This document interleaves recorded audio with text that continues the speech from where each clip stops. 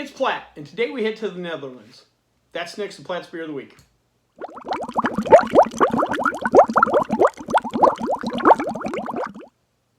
So the particular beer we have today is Amstel Light. Now, some of you out there will be making, wait a minute, that's kind of just a generic big beer. Why are you reviewing this? But there's a little more to the story, and we'll get into that later. But this is one of those brands that 25, 30 years ago were thought totally different than it is today. So let's get into a little bit of their background. The brewery was founded by a gentleman named Charles de Peters and his brother-in-law, whose name I'm not even going to try to pronounce. They started the company in 1870. They both came from wealthy families. They're in Amsterdam, both kind of married into money. And being brother-in-laws, they quickly became best friends.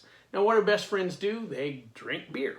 One of the things in their mind that they noticed was there really wasn't any good beer locally. Now, the Netherlands doesn't have quite the brewing traditions as Belgium and Germany, their neighbors, do.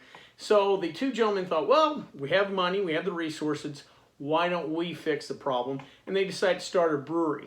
They built the original brewery on the banks of the Amstel River, thus we have Amstel.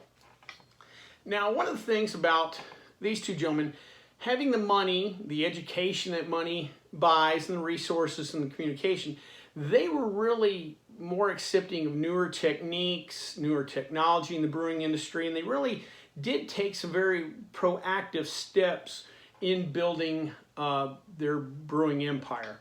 One of the first things they did was the canals throughout Amsterdam freeze over in the winter, and they would harvest the ice and used it and would store it in special double-walled cellars that they used to keep the beer cooler. Now, remember, lager beers are a little more temperature sensitive than ale, so that cooling, keeping that beer at a constant temperature is very important.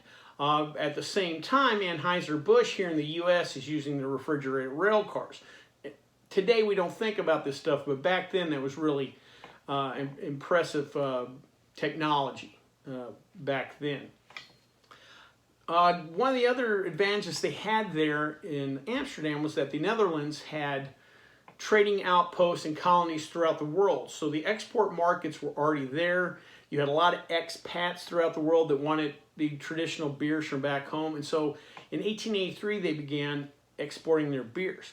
They quickly caught on, and their export business became so big that the next year in 1884, they built a separate brewery just for exporting beer. Again, something you just didn't hear of at the time. And in that brewery, they did a couple things that kind of set them apart. A, they started pasteurizing their beer. Again, around the same time here in the U.S., Anheuser-Busch was doing the same thing, so then made their beer more shelf-stable and can export throughout the U.S. or ship throughout the U.S. Amstel is doing this on a worldwide scale. Also, Amstel started kegging their beer in metal kegs, just more stable, sturdy for those long ocean voyages. Move ahead to 70 years down the line, they created a satellite brewery in Dutch Guiana. Again, today some of this stuff is kind of standard practice, but in 1954, that was not getting done. Just showed you, again, kind of what a proactive company they were, kind of a grander vision. And because they were able to grow the export market, however, they became desirable for a corporate takeover, which happens a lot in this. And that's what happened in 1968. Heineken bought them out. And 4 years later, they shut down the old brewery and moved all beer production of all Amstel products to Heineken, which is where all the Amstel products are produced today. Now, a lot of you out there may not know there are other Amstel products out there. Quickly, let's talk about some of those.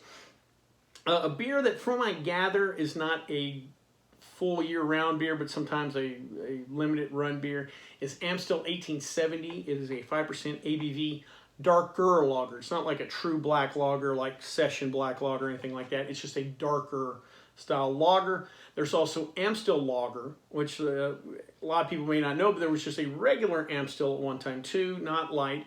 Amstel Lager, I don't know if I've ever seen one in person before. I've seen a bottle, an empty bottle, but I don't think I've ever seen Amstel Lager in person. There's also an Amstel Pilsner, which I have seen before. They also do a Amstel Radler, aka Shandy, that they mix with lemonade. which I bet's fairly good. And Heineken Mexico, the brewery, Heineken's brewery in Mexico, produces an Amstel Ultra. I think we talked about this before. I think with Tecate that they've done Ultra, a Tecate Ultra down there. Apparently, the breweries have decided they needed to respond to the Michelob Ultra thing, and I guess Mexico's the next market that they're really pushing back on that. But I guess that's a response to that. Real quick, I want to just talk about why I'm reviewing this beer. This is a prime example of a brand that had a great name at one time and now is kind of in the afterthought of beer history. 30 years ago when I started going to bars and started bartending, most bars had 8 to 10 beers. You had Bud Miller Coors, or Bud Light, Miller Lite, Coors Light, Bud. Your imports were Corona, maybe Guinness. Usually that was on tap, not bottle. If you did have Guinness, you might have had a Bass. Beck's was actually a bigger player back then. And you'd have Heineken. And a lot of times you'd have Amstel would be another beer in the imports. Maybe some places might have had a Foster's or a Kirin Ichiban. But that was about it. You didn't have this just litany of beer from all over the world. 20 taps, 40 different bottles. You just did not have that. And the Amstel had gotten into a lot of bars for a couple different reasons. A, the same distributor of Heineken also distributed Amstel, and so they generally kind of sold those two together. Also, too, Amstel Light for a long time was the only import light there was out there. There wasn't a Corona Light out in the marketplace. Heineken hadn't came out with hers. Foster's wasn't doing a Foster's Light. Kirin Light, I don't think, was around at the time. Generally, light beer was only a U.S. thing. We're talking about in the 80s up until the early 90s. You just didn't see that. So Amstel was kind of the default import light. Also, too, back then, there was kind of a significant price difference between domestic and import. And if you went to a bar and saw somebody with an Amstel or a Heineken from, you're like, oh, you went to college. Whoa, look at that. So, again, the brand held more esteem than it did now. And I just want to kind of go back and review that. So that's kind of why I did this video. Well, before we check out this particular beer, let's check out the stats.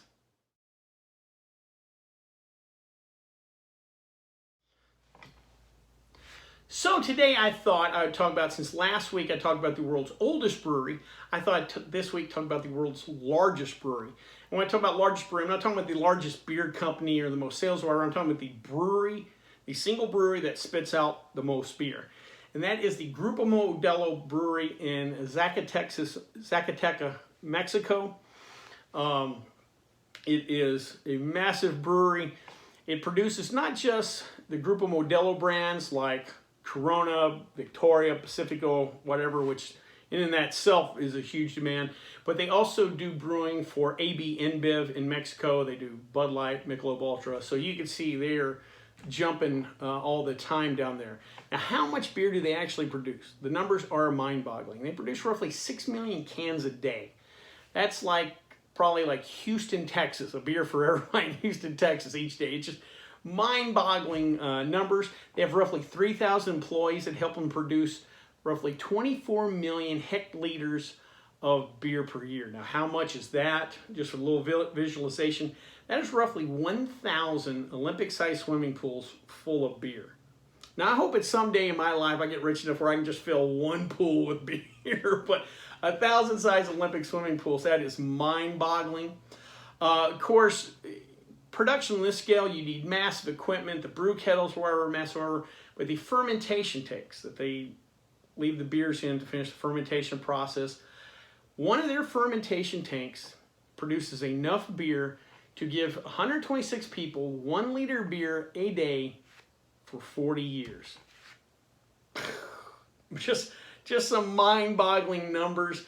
And I know this is not craft beer. A lot of people cringe at big beer. If you ever get a chance, so go to one of the mega breweries. I've been to one of the Anheuser-Busch ones in Houston, Texas. And it's impressive. You may not like the beer, but the scale, the production, the technology is really impressive. And what they do is impressive in a different sense than the craft brewers, but it's still impressive. So if you get a chance, check it out. Well, enough about that. Let's drink some beer.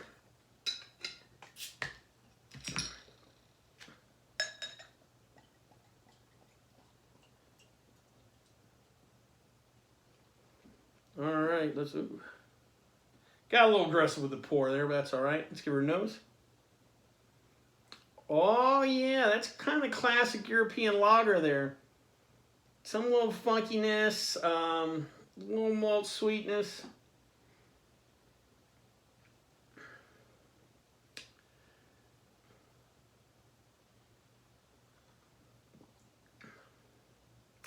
Actually, it's not bad. It doesn't have quite the funk of Heineken. Again, different bottle. Pretty simple, easy drinking lager.